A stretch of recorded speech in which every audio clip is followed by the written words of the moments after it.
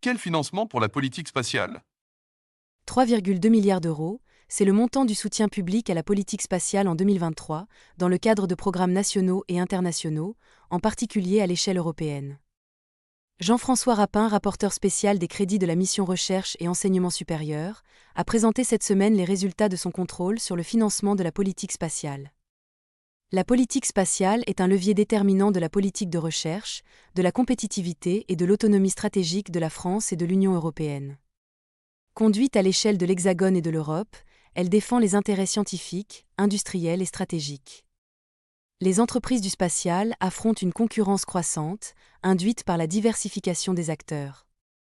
À l'échelle européenne, le contexte spatial est également marqué par un retard de 4 ans sur la programmation initiale du vol inaugural d'Ariane 6.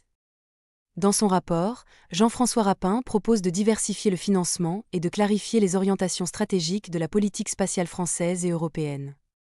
L'adoption d'une stratégie globale et la diversification du financement renforceraient l'efficience de la politique spatiale française. Dans cette perspective, Jean-François Rapin a proposé 8 recommandations. Il préconise notamment d'adopter une stratégie spatiale pour y intégrer les dimensions stratégiques et industrielles de son activité.